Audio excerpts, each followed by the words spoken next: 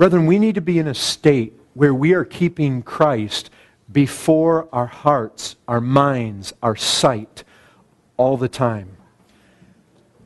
You need to be thinking, what comes into my life that challenges that? You need to be thinking about dedicated seasons. Guess what? You don't have what happens to Charles Simeon or Jonathan Edwards or Thomas Charles unless you're doing what they do, which is meditation. We live in a day where meditation is almost impossible. We've got so many toys, so much noise, so many distractions. I mean, which ones of us here don't have a cell phone in our pocket? There was a day when Jonathan Edwards could ride his horse in the woods to meditate on Christ.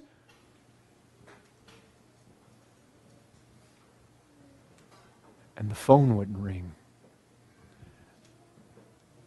It's not a positive thing that you have a cell phone and you can be reached at any time, and that no matter when somebody calls you, you answer. You ought to have seasons in your life when you turn that thing off. You need to have times in your life, brethren, look at a week of your life with me. How much time are you... Which ones of you are taking an hour where you say, I'm going to go for a walk and I am going to seek to meditate on the first 4 verses of Hebrews, and I want to chew on those, and I want to begin to ask questions, and I want to be able to compare Scripture with Scripture in my mind, and I want to think on Christ, and I want to think on His person, and I want to think what that means. Brethren, when you become filled with a joy that is unspeakable and full of glory over the glories of Christ, that's where health comes from, right? The joy of the Lord is what? It's your strength.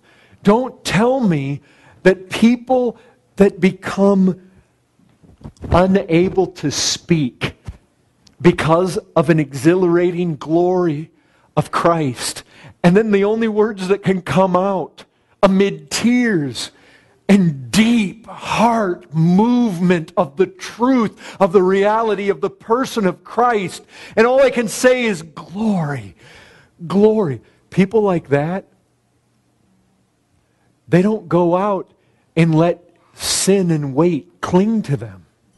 They don't go out and have to be told to obey those that have leadership or attend meetings or be fruitful in their life, or to be careful lest they fall away. People are not headed back to the old country when they've experienced Christ like that. But listen, this book of Hebrews makes it abundantly clear. You live lives like this and you win this race by things you do. That's the reality. Work out your salvation with fear and trembling. Brethren, people fall out of this race all the time. They fall out all the time. Don't fall out.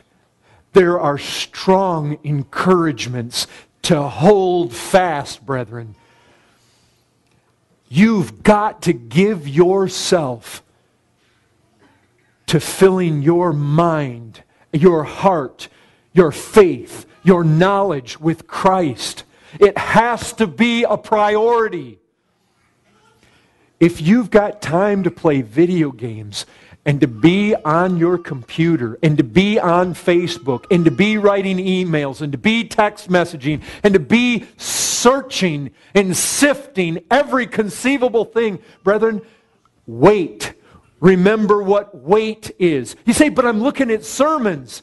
Brethren, a sermon on the internet can become weight if you're not taking time to be with Christ alone, meditating on His glories, not having somebody else regurgitate the whole thing for you all the time. You need to be there in the Word for yourself. You need to be praying and walking with Christ for yourself, not being spoon-fed everything. It doesn't matter. You say, well, I watched 3 Paul Washer sermons last night. Brethren, that cannot make up for this. These men found glory by themselves with Christ, meditating in the Word. Yes, those things may be good, but they can become weight.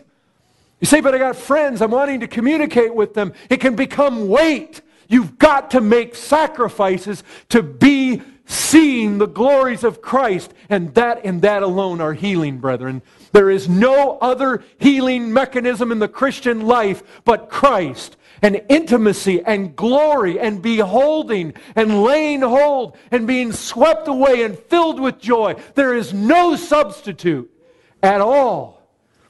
Brethren, this is the heart and soul of this book of Hebrews. A strong encouragement.